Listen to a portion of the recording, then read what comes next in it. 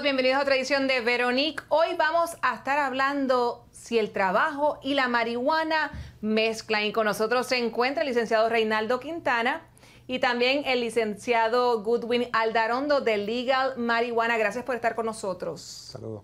¿Mezclan el trabajo con la marihuana medicinal, el cannabis medicinal? Claro que sí, claro que sí. Desde que se comenzó la Ley 42-2017, se supone que estos pacientes tengan protección porque se ha determinado bajo ley que esto es un medicamento. Al igual que cualquier otro medicamento que usted puede utilizar para cualquier condición, los pacientes de cannabis tienen unos derechos y la ley le cobija.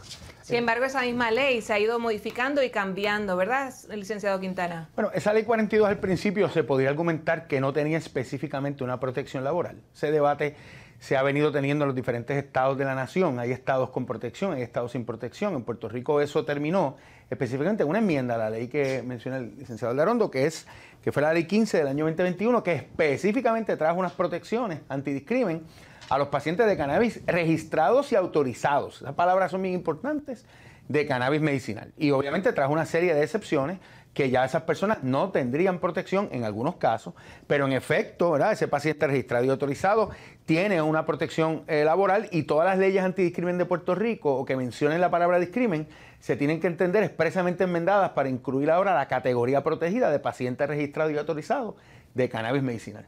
Pero bien es cierto, como se ha hecho tan popular, muchas personas hoy en día en Puerto Rico tienen la licencia de cannabis medicinal. Algunas personas dicen que se ha prostituido, licenciado Aldarondo. Eso es así, pero todo cae o recae dentro de la recomendación médica que prescribe o que da el médico. ¿Y quién monitorea a los doctores? ¿Hay que monitorearlos o no? Sí, la Junta Reglamentadora de Cannabis Medicinal y la Oficina de Cannabis Medicinal son las que fiscalizan todo dentro de la industria de cannabis, incluyendo estos médicos que están recomendando el uso del cannabis, su educación continua, porque ellos tienen que tener una licencia, tienen que tener unos cursos. Así que ellos son los que están detrás de estos médicos y han procesado unos cuantos médicos que se conoce que le dan recomendación hasta las mascotas. Eso mismo les iba a decir a ustedes. Hay algunas personas que dicen el listado es tan amplio y tan largo. Por dolor de cabeza puedo tener cannabis medicinal, la licencia. Por estrés puedo tener la licencia. ¿Eso es correcto? Sí, muchas personas o la mayoría de los pacientes actualmente se están registrando por ansiedad, insomnio o dolor crónico. ¿Y no hay edad? No hay edad. ¿No hay edad? No, hay menores de menos de un año que son pacientes de cannabis medicinal porque tienen que poner una balanza, calidad de vida versus, ¿verdad?, no darle medicamentos. Así que hay pacientes de todas las edades. Más sin embargo, sí, científicamente se ha estudiado que el cerebro de una persona se puede afectar de cierta edad hacia abajo si utilizan ese tipo de droga. Correcto. Porque como quiera el cannabis es droga. Se ha establecido que hasta los 25 años el cerebro continúa desarrollándose. Si usted utiliza el cannabis en temprana edad, pues eso puede afectar el desarrollo del cerebro de la persona, pero si tiene una persona con epilepsia que tiene 1000 ataques el día, pues tú tienes que sopesar, ¿verdad? O le doy el medicamento, o se me muere, o no tiene calidad de vida. Así que eso es una decisión que tienen que tomar los padres antes de poder darle medicamento al menor. Licenciado Quintana, ¿cómo ha cambiado las leyes en relación a las drogas como la marihuana del tiempo de los 60, de la década de los 60 al día de hoy? Siguen habiendo muchos mitos. Yo pienso que están basados en desinformación. Los patronos tienen que orientarse y tienen que saber cómo estos asuntos se manejan. Hay, yo creo que principalmente 3 leyes que inciden sobre esto, ¿verdad? La primera es esa misma ley 42 del 2017, que fue enmendada por la ley, como le dije, la ley 15 para traer estas protecciones laborales. La segunda es una ley reciente, que es la ley 90 del 2022, que básicamente enmienda nuestra ley de impedimento, de discrimen por impedimento, la ley 44. ¿Eso fue qué fecha? ¿2022 qué fecha? La ley 90 se aprobó, la fecha específica fue, aquí dice que fue el 28 de septiembre. Esto fue el otro día. Y esta ley lo que hace es que establece que hay una legislación que protege a las personas en contra de discrimen por impedimento, que excluye a las personas que son alcohólicos activos o drogadictos activos. Esta ley lo que hace es que dice que un paciente usuario de cannabis medicinal tiene esa protección laboral, y si la cannabis o la utilización del cannabis es parte de un proceso de acomodo razonable, esa protección laboral la va a tener la persona. No está excluido de esa protección por usar una sustancia que está declasificada y que es medicinal. Para que las personas entiendan, usted dice que excluyen a las personas que sean alcohólicas. Los alcohólicos activos. ¿Qué significa para las personas que nos están viendo? La ley establece que si yo soy un alcohólico activo o un drogadicto activo, excepto por cannabis. Drogas ilícitas. Porque drogas ilícitas, el cannabis no es una droga ilícita, Correcto. cuando tiene un uso autorizado y registrado, por supuesto. Claro. Porque hay personas que van y buscan el carnet después que dan positivo a la prueba. Y eso es otro problema, ¿verdad? Esas personas, el alcohólico activo y el drogadicto activo que no está en recuperación, no tiene protección de ADA, no se considera un impedimento. El adicto en recuperación, el alcohólico en recuperación, que significa que no está consumiendo y está en tratamiento sostenido, tienen protección de ADA. Igualmente va a tener protección de ADITA, perdón, nuestra ley local, las personas que tengan un carnet y sean pacientes registrados y autorizados de cannabis. Todo patrono que se le presente una solicitud de acomodo razonable por ser paciente de cannabis medicinal, ¿está obligado a aprobar el acomodo razonable? Bueno, está obligado a evaluarlo, a entrar en un proceso interactivo para determinar primero si esa persona tiene, y hay que separar la controversia, Verónica, porque una controversia es si yo tengo protección antidiscrimen bajo la ley 42, enmendada por la ley 15 del 2021, y otra es si yo tengo un escenario donde el cannabis es parte de un medicamento por un acomodo razonable cubierto por un impedimento legalmente cubierto. Son dos cosas separadas, pero contestando tu pregunta, sí, el patrón está obligado a entrar en un proceso interactivo para determinar si la persona es un individuo cualificado, tiene un impedimento y si el cannabis es parte de ese tratamiento, tendría que evaluar cómo va a integrar establece esas evaluaciones? Un médico, el patrono le va a Bueno, el patrono a raíz de una lista que dice, bueno, usted cumple con esto, con esto, con esto, con esto, pues le doy acomodo. Primero, ¿Es así o no tan sencillo, hay que ir a la definición de lo que es un impedimento cualificado. Un impedimento cualificado es una condición que limita sustancialmente, y por sustancial tenemos que interpretarlo siempre liberalmente a favor del trabajador, según las enmiendas del 2008 ADA, la capacidad de esa persona de llevar a cabo las actividades que los seres humanos llevamos a cabo en nuestro diario vivir, las actividades cotidianas del ser humano, y que a pesar de esa limitación puede realizar las funciones esenciales de la posición con o sin acomodo razonable. Y siempre y cuando el acomodo no es una carga onerosa. Pero aquí empiezan las controversias. Claro, Si ya le iba a hacer otra pregunta. Si la situación plantea que yo voy a perder una licencia, como implica la ley, que la persona pierde protección antidiscrimen de la ley 42, porque me expone a la pérdida de una licencia o de un permiso autorizado federalmente. ¿Cuál interés yo defiendo? O sea, esto genera muchos issues, y más todavía, que le estaba comentando al licenciado fuera del aire, que estábamos conversando, que una de las controversias más comunes es el candidato preempleo que bajo una prueba legalmente establecida, bajo la ley 52 del 8 de agosto del 97, da positivo a cannabis medicinal con carnet. Muchos patronos piensan, pues les retiro la oferta de empleo. No se puede, porque esa persona tiene una protección antidiscrimen ya de por sí, y yo no puedo retirar una oferta meramente porque dé positivo. De hecho, yo entiendo que no puedo ni pedirle rehabilitación, porque no es una droga ilícita, está declasificada. Y esos son los procesos educativos que nos estamos resistiendo por mitos o por muchas otras razones a entrar los patronos en Puerto Rico. Aquí, licenciado, como el tiempo se nos va rapidito, usted trajo aquí droga. Usted trajo cannabis. Cannabis medicinal. Cannabis medicinal, Exacto. ¿verdad? Es droga como siempre, es como cualquier medicamento, licenciado Quintana. No me venga, cuando las cosas como son, se dice claramente, no me venga a decir ahí con paño En inglés tibio. se llama lindo. No, mire, sí, no, es que no es ni lindo ni feo. Vamos a ver aquí.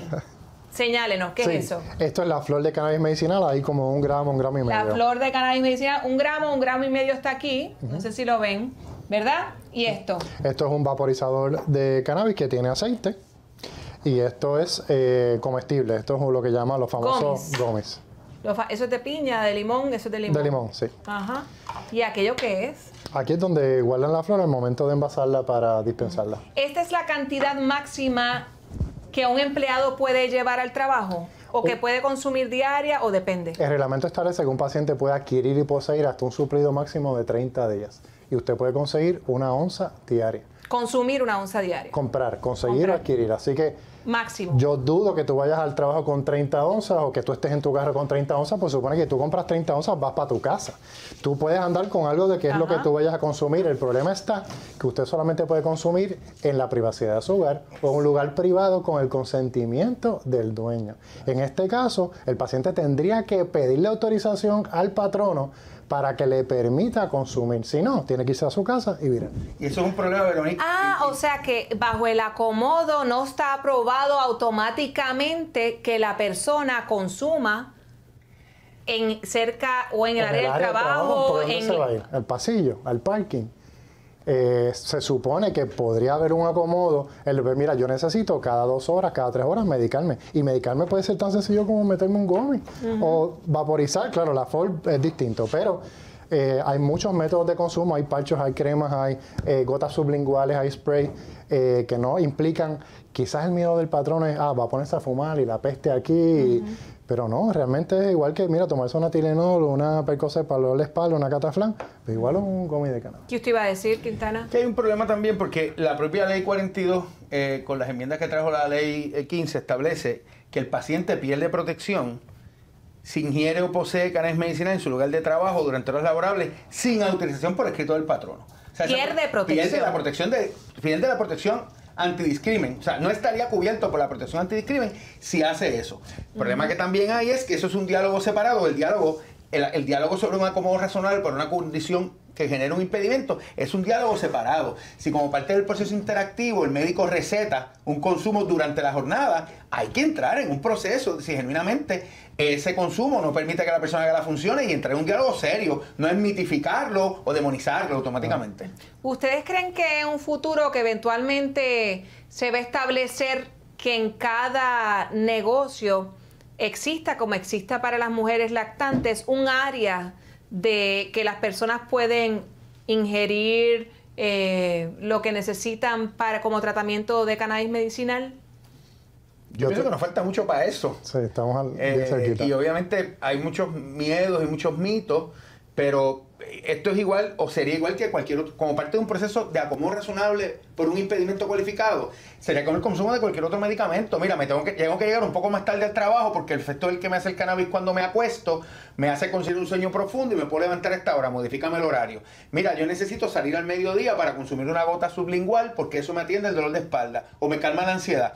Todas esas conversaciones sobre tratamiento, dosificación, cuál es el tipo de strain que estoy usando, qué provoca, son conversaciones que hay que tener y son conversaciones serias. Que tiene que tener el empleado y el patrono. Claro, pero sí, pero si se tienen esas conversaciones, ¿qué es lo que va a ocurrir? Pues entonces usted no va a ser eficiente. No necesariamente. Tengo que entonces darle bastantes espacios a usted y acomodarlo bastante, ¿no? No necesariamente. ¿No? El patrón tiene que evaluar si bajo los efectos del cannabis medicinal, igual Pero que cualquier no otra necesariamente, sustancia. pero es que el empleado eso es lo que va a pensar, va a tener ese miedo. Por eso a lo mejor no lo dice. Si dice, mire, yo necesito tal cosa, salir a tal hora, necesito salir a cada 2 horas a inhalar o a un gummy. Pues es que el médico lo prescribe, es parte de un tratamiento, el patrón tiene que estar en un diálogo serio sobre el tema. No es demonizarlo o decir que no automáticamente. Hay veces ¿Y usted cree que ese hoy en día, porque usted mismo lo está diciendo, que no estamos abiertos a ese diálogo? No estamos abiertos a ese diálogo todavía, yo entiendo. Sí, los patronos se resisten mucho, hay mucho desconocimiento, falta de información y lo vemos todos los días. Casos en proceso de reclutamiento que le dan uniforme, le dan horario y el día que llega al trabajo, no, diste positivo, no puede estar aquí. Personas que llevan 10 años trabajando como conserje en un municipio, le dan unas pruebas aleatorias de dopaje, da positivo, lo despiden. En el mismo Senado, en la misma Cámara de Representantes, agencias de gobierno, lo he visto en todos los lugares. A pesar de que esto desde el 2016 está regulado. Y por orden ejecutivo entiendo, compañero, que yo recuerde, el gobernador García Padilla había establecido que el panel de cannabinoides no se iba a hacer en el gobierno. Correcto. No sé si se sigue haciendo, pero entiendo que ya el gobierno resolvió ese problema porque el panel de drogas ilícitas en el gobierno no se está sometiendo a los empleados, los candidatos con una oferta cualificada de empleo a prueba de cannabinoides. En la empresa privada sigue haciéndose, pero yo entiendo que si el paciente es registrado y autorizado de cannabis medicinal, tiene la protección. Si no lo está, pues entonces no tiene la protección y se le podría en ese escenario retirar la oferta de empleo porque hay personas que buscan el carnet después que dan positivo y el consumo ahí fue patentemente ilegal, no hay duda. No, y una pregunta que recibo mucho, ¿hasta qué punto yo paciente tengo que divulgar a mi patrono que yo soy paciente de cannabis? La ley IPA, tú tienes esa protección de ley federal. Bueno, no hay que divulgar, pero si se solicita como profesional, tiene que divulgar. Sí, o si van a hacer una prueba de dopaje, pues tú tienes que levantar las manos porque si no te van a votar. Pero las políticas de sustancias controladas bajo la ley 59, que por lo menos yo preparo, como parte del proceso es que el empleado divulgue si es paciente registrado. Y yo lo que digo al cliente es, no le haga el panel de cannabinoides. ¿Para qué? Si sabes que da positivo. Pero he tenido casos donde el paciente divulga la información, lo despiden o empiezan a hacerle represalias. A menos que no haya una de las 4 excepciones de la ley 15, que enmendó la ley 42, esa persona tiene una protección laboral. O sea, el patrono que hace actúa mal orientado. Sí. Y le pregunto, las personas que ahora mismo estén en su casa, que sean pacientes de cannabis y que en el trabajo sepan que son pacientes, o sea, sus compañeros y compañeras sepan que son pacientes de cannabis, pero reciben como algún tipo de acoso o bullying, como que rechazo, ¿qué pueden hacer? Ya no sería discrimen.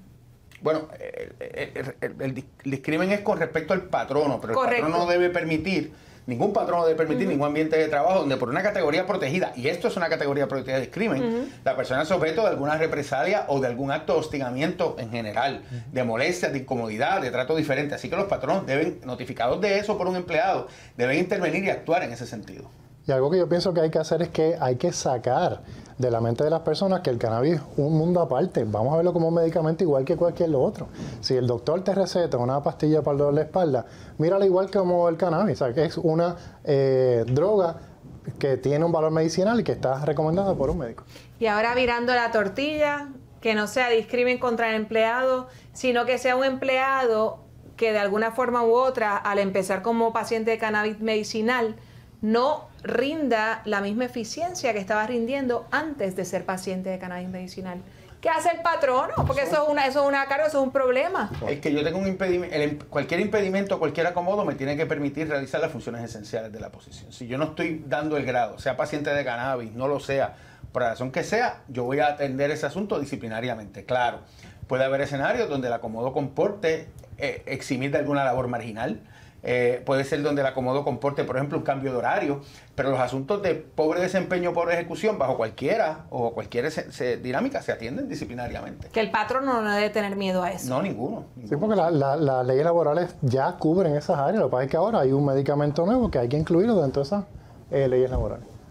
Y el comportamiento de las personas es diferente porque son diferentes los medicamentos que uno toma, así mismo es diferente el desempeño de uno, ¿no? Sí, pero el cannabis, al igual que otros medicamentos, uno va creando tolerancia. Y quizás al primer día que tú lo consumes, pues te pone un poquito mareado, te da sueño, pero a la que tú creas una tolerancia es tan normal como un café por la mañana o cualquier otro medicamento al cual ya tú estás acostumbrado. Pero si te afectan sus funciones del puesto, obviamente hay un problema. Ese es otro problema, claro. Tienes que poder hacer las funciones esenciales de la posición, no exponer al patrón a la pérdida de alguna licencia, no federalmente otorgada, ¿verdad? O que una autorización federal o una certificación federal, no constituye una amenaza real para el daño físico o daño a propiedad. Y obviamente no pretender consumirlo en horas laborables si el patrón no te lo autoriza. Esas son las 4 excepciones a la protección antidiscrimen que tiene la Ley 42 integrada con la Ley 15. Y si el patrono no autoriza que se consuma en el área del trabajo, pero como quiere el empleado o la empleada lo hace. Ahí podría haber un hecho disciplinario, a menos que no sea un elemento, ¿verdad? Que haya un acomodo autorizado bajo ley ADA de que es parte del tratamiento del empleado por una condición cubierta por la ley ADITA, por nuestra ley antidiscrimen, ley 44, en contra del discrimen por impedimento. Pero ahí puede haber hechos disciplinarios y nos ha pasado. Nosotros hemos encontrado este cartridge que está aquí, lo hemos encontrado en lugares de trabajo y entonces pues el dueño o la dueña aparece a buscarlo. Mira que se me cayó algo. Que eso no lo puedes introducir aquí si yo no te lo permito. Entonces, eso no se puede introducir aunque no lo utilices. Nosotros lo prohibimos, no es introducirlo. O sea, en las reglas está introducir. O sea, el hecho de que tú tengas autorización para consumirlo, a menos que no haya un proceso de acomodo pactado ya, no te permite introducir esa sustancia, a menos, por ejemplo, donde encontramos eso fue en una escuela primaria. Entonces eso es un problema, porque eso, los niños le pueden dar con un golpe algo de eso y tragarse la sustancia. O sea, hay 1000 issues disciplinarios que esto puede generar. Y algo que quisiera hacer énfasis es que también otras restricciones a nivel federal, porque a nivel federal el cannabis es ilegal. Así que si usted trabaja en una agencia federal, usted trabaja en un lugar donde los fondos federales van a pagar su salario, usted no puede ser paciente. De igual forma, si usted como parte de sus funciones del puesto guía una embarcación, aeronave o vehículo de motor, no puede ser paciente de cannabis. No pueden ser pacientes de cannabis. Correcto. Y eso lo establece tanto la ley como el reglamento. ¿Y a nivel estatal? A nivel estatal, el médico es el que determina realmente si tu puesto es sensitivo, si tú puedes consumir cannabis dentro de las funciones de tu puesto. Hay un urban legend que dice, no, los policías no pueden ser pacientes. ¿Quién dijo eso? La misma ley establece que es el médico que determina bajo su evaluación si esta persona puede ser paciente o no y si le afectan sus funciones, en su desempeño, en esos detalles. Hay una serie de definiciones de lo que es, ¿verdad? La ley habla de posiciones sensitivas, mirando ilustrativamente la ley 59, pues son personas que conducen vehículos de motor por las vías públicas terrestres o marítimas para transportar carga o personas, personas que trabajan con armas, fármacos, trabajan con maquinaria pesada, trabajan con explosivos, guardias de seguridad. Pero esa es la analogía que hacemos trayendo el concepto de posición sensitiva acá. Pero como dice el licenciado, en última instancia es una decisión médica. ¿Y se ha visto un caso sobre eso? En tribunal yo todavía no he tenido ninguno. Yo tampoco, yo todo lo resuelvo con una carta educando al patrono sobre el derecho aplicable y vigente que protege al paciente. Nosotros hemos manejado acomodos y quejas internas y decisiones de reclutamiento que el patrono trae en el momento de retirar alguna oferta, pero un caso en el tribunal o en la unidad antidiscrimen o en algún foro administrativo, yo no he tenido ninguno. Con el exceso de licencias que ha ocurrido aquí en Puerto Rico, ¿estamos bien en el país ante el cannabis medicinal o estamos mal? En cuanto a licencias de pacientes. Bueno, tenemos muchas licencias de pacientes de cannabis medicinal en el país aprobadas. ¿Eso está bien? ¿Eso está mal? Bueno, nosotros ya para esta época hubiésemos esperado sobre 250,000 pacientes. No llegamos a 125,000. Así que no hemos llegado a la meta o a la expectativa. Pero hay muchos dispensarios. Hay muchos dispensarios, sobre 300 dispensarios, sobre 70 cultivos, sobre 70 manufacturas. O sea, ya la industria ha llegado a un punto de saturación donde estamos viendo cómo los pequeños están cerrando, están vendiendo y los grandes están acaparando el mercado. Sí, oferta y demanda. ¿Y en relación al derecho?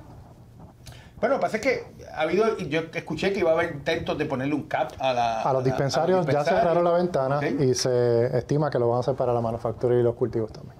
Oiga, y yo si estoy en el trabajo y me molesta que mi compañero o compañera huela a marihuana. Pues son problemas porque se supone que tú no llegues al trabajo con peste a alcohol, con peste a marihuana, porque afecta. No, pero lo que pasa es que si voy a mi casa y me medico, como tengo el acomodo y regreso, ese olor se queda. Se supone que si usted consume bajo los métodos permitidos por el reglamento, usted no va a tener peste. Porque no se permite fumar. Lo que deja peste en la ropa, en la boca, es el fumar. Y fumar no es un método permitido. Ni aquel que es vaping. Esto es vaporizar. Eso calienta y convierte los cannabinoides en vapor y usted lo inhala como si fuera una terapia respiratoria. Así que no puede haber combustión. Así que el paciente o empleado que llegue con peste porque estaba fumando y estaba haciendo un uso ilegal. Está choteado. Está choteado. Eso también es que yo he manejado casos de acomodo razonable por la molestia a una persona con alergia que está cubierto por un impedimento cubierto, puede estarlo, por olor a perfume. Me parecía que yo lo manejaría igual, con un olor a cannabis, lo manejaría igual, lo manejaría separándolo, lo manejaría enviando a la persona a otra oficina, o con orientación y tratando de medir entre ambos, se puede resolver. Se puede resolver. Sí, se debe, tiene que poder resolver, claro. Sí, pero hay alguna gente que no soporta y dice, eso es droga. Eso es del demonio, no puedo estar aquí. Sí. ¿Por qué lo permiten? Pero eso se resuelve con educación desde mi perspectiva. ¿Sabes? Y hace falta educación en Puerto Rico. Demasiada, con este tema demasiada. Y más que llevamos 6 años con esto. Y es increíble cómo hoy día hay patronos, municipios y agencias de gobierno que discriminan contra pacientes, a pesar de que esto es ya sólido bajo ley y que ahora mismo tenemos sobre 39 estados con cannabis medicinal. Y sobre 21 estados ya con el cannabis recreacional. Así que esto es cuestión de tiempo para que a nivel federal lo legalice y nosotros tengamos un mercado más abierto. Y esto tampoco provoca un aumento en los gastos del patrono, porque no es que se va a hacer un cuarto por ahora, nada diferente. Yo no creo que lleguemos a eso. Yo creo que es más un asunto de cómo integramos a unas personas que están recibiendo un tratamiento o que tienen alguna condición en el trabajo sin ningún tipo de escenario discriminatorio. Yo pienso que por ahí es que más la línea se va a mover en ese sentido. ¿Y si los clientes empiezan a disminuir en esa compañía? Porque tengan personas o la persona que antes hacía ese trabajo ahora es paciente de cannabis medicinal y el cliente dice, no. Si los patronos supieran cuántos pacientes tienen como empleados, se quedarían sin el 60% de la... de la empleomanía. Sí, te lo aseguro. Estoy de acuerdo. Sí, porque muchos deciden no decirlo. Y muchos patronos desconocen que toda la fábrica es paciente ¿Usted es paciente de cannabis medicinal? Yo soy paciente de cannabis, por eso pude traer el medicamento. Por eso es que lo puedo traer. Claro. ¿Y usted es paciente de cannabis medicinal? No, no soy paciente de cannabis medicinal. Mientras no haga falta, mejor. Yo lo uso porque tengo 2 discos herniados y hace más de 5 años no uso medicamentos. ¿Y cuántas veces lo usa al día? Cuando tengo dolor, mayormente por la noche. ¿Y qué usa? ¿Gomi o...? Me gustan mucho las gotas sublinguales o los concentrados que son más fuertes para el que tiene ya tolerancia. ¿Utilizaba otro medicamento antes? Cataflán, Tramadol, Doradol, todas las pastillas que te dan para... Y en un momento... Sí, claro. Y llegó un momento que tenía que duplicar la dosis. No, pues llegó un tiempo que tenía que duplicar, triplicar la dosis y no sentía el efecto. Con el cannabis es otro el cuento. Bueno, antes de irnos, porque ya se acabó el tiempo, si puede por favor repetir el derecho que cobija a los pacientes de cannabis medicinal y también al patrono? Tenemos que mirar 3 leyes, Verónica. La Sí. ley 59 del 8 de agosto de 1997, que es la ley que viabiliza las pruebas de droga en el sector privado. Claro, en el sector público hay una ley igual, pero como yo no practico derecho público, no me sé el número. Tenemos que mirar también la recientemente aprobada ley 90 del 2022 sobre el asunto de la comodidad razonables por impedimento. Y tenemos que mirar la ley 42, que fue enmendada por la ley 15 del 2021 para efectos de la protección antidiscrimen en usuarios de cannabis. ¿Quiere añadir algo antes de irnos? Súper, no, eso está excelente. Las personas que quieran más información, pues nos pueden buscar en las redes bajo Puerto Rico Legal Marihuana. Legal Marihuana. Así es, muchísimas gracias al licenciado Reinaldo Quintana por estar aquí, también al licenciado Goodwin Aldarondo por estar aquí con nosotros. Si bien es cierto que algunas personas ven la marihuana como droga, sí, es droga, claro que es droga, pero también hay personas que necesitan esta droga que ya mire legalmente la pueden utilizar controlada, pero sí la pueden utilizar, así que tenemos que abrir nuestras mentes. Gracias por estar con nosotros.